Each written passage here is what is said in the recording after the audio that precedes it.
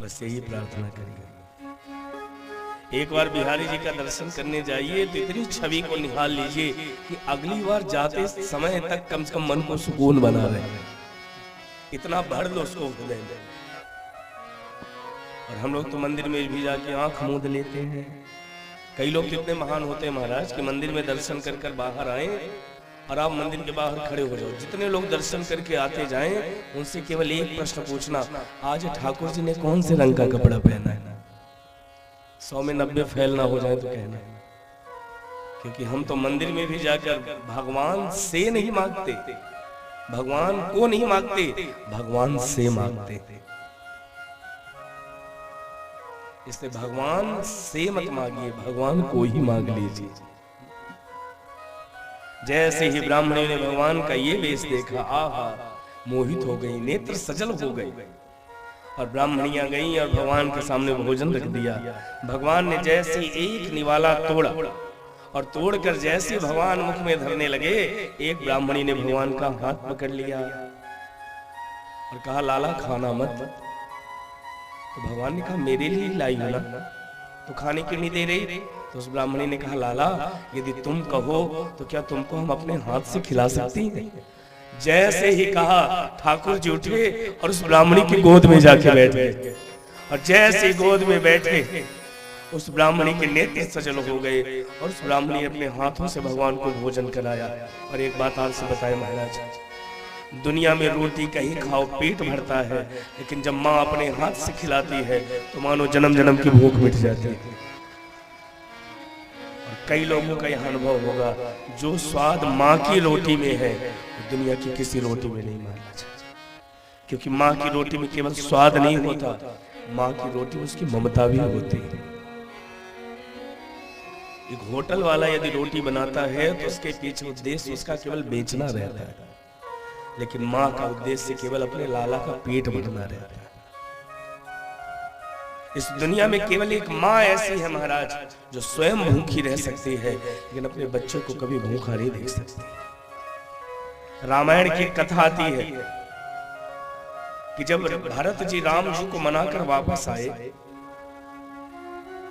तो भरत जी ने कौशल्या से जाकर कहा, माँ जिस महल में मेरे भैया नहीं उस महल में मेरा कोई काम नहीं, मैं यहां नहीं रह सकता, मैं नंदी ग्राम में जाकर रहूंगा।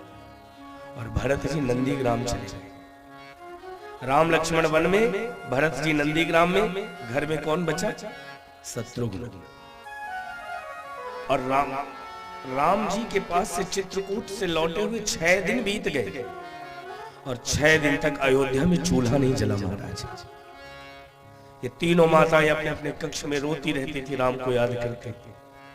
तो एक दिन शत्रुघ्न जी ने सोचा कि अभी तो 14 वर्ष बाकी है, राम को आने में अभी तो 14 वर्ष है, और यदि ये 14 वर्ष तक भोजन ही नहीं करेंगी तो क्या इनको राम जी मिलेंगे? क्या ये जीवित रहेंगे? तो शत्रुघ्न ने सोचा क्या किया जाए, कैसे माताओं का व्रत तोड़ूं? तो शत्रुघ्न जी कौशल्या के पास गए। जैसे कौशल्या के कक्ष में शत्रुघ्न जी गए तो कौशल्या राम की बचपन के छोटे छोटे वस्त्र, राम जी के बचपन की छोटी छोटी पादुकाएं। कभी आप देखना महाराज, माता पिता बच्चों की हर वस्तु को बड़े संभाल कर रखते हैं। बचपन में तो उनको छोटा सा कोई मेडल भी मिला होगा ना, तो देखना कोई उस पर ध्यान नहीं देता होगा। माता पिता उसको बड़े संभाल के रखते, चाहे बेटी की हो चाहे बेटे की। कई बार माता पिता बेटी को विदा भी कर देते हैं, लेकिन जब साफ सफाई करते समय बेटी की कोई चीज मिल जाती है तो माता पिता की आंखों में अश्रु भर आता है। कौशल्या अम्बा राम जी के बचपन के छोटे छोटे वस्त्र लिए, छोटी छोटी पादुकाएं लिए, छाती से लगाए लेटी थी। शत्रुघ्न जी गए और माँ को प्रणाम किया और कहा, माँ एक बात बता, तू तो आज 6 दिन से भूखी है, क्या मैं भी भूखा रहूं? अरे मुझे भी तो भूख लगी है, मेरे बारे में तो सोच। और जैसे कौशल्या ने सुना, आज 6 दिन से भोजन नहीं किया था राम के वियोग में, लेकिन कौशल्या खड़ी हो गई, दीवाल के सहारे दीवाल को पकड़ते पकड़ते रसोई में गई और शत्रुघ्न के लिए अपने हाथ से भोजन बनाया। और भोजन बनाकर जब लाई और एक निवाला तोड़ी और तोड़कर जब शत्रुघ्न को खिलाने लगी तो शत्रुघ्न ने कहा, माँ तू भी तो भूखी है। और वही निवाला लेकर कौशल्या को खिलाया, कौशल्या के व्रत को तोड़ा। सुमित्रा को खिलाया, सुमित्रा के व्रत को तोड़ा। कैकेयी को खिलाया, कैकेयी के व्रत को तोड़ा। यदि राम को कौशल्या मैया जीवित मिली, इसमें सबसे बड़ा हाथ किसका है? शत्रुघ्न जी का। इसीलिए गोस्वामी जी कहते हैं, रिपुसूदन पद कमल नमामि, सूर सुशील भरत अनुगामी, जाके सुमिरन तेरी पुनासा, जाके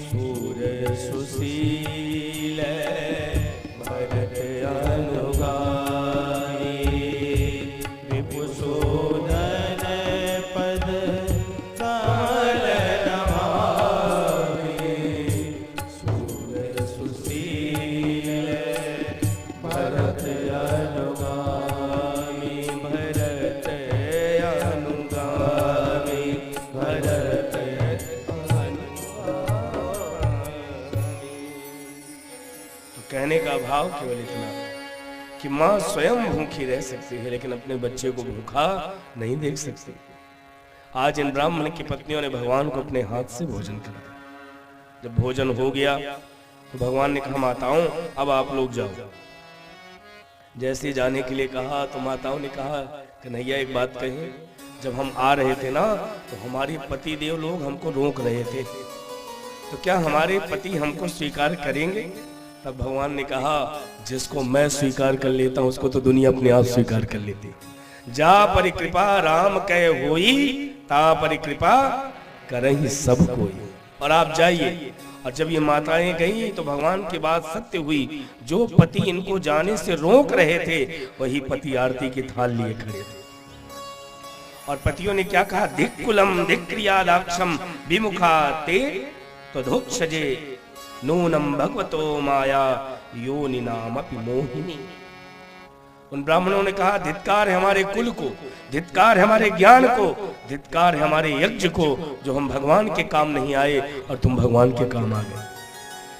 उस ज्ञान को धिक्कार है जो ज्ञान भगवान के काम में नहीं आता।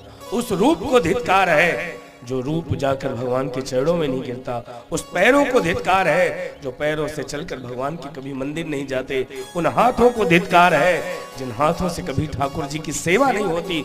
उस आंख को धिक्कार है जिस आंखों से भगवान बिहारी जी के दर्शन नहीं होते।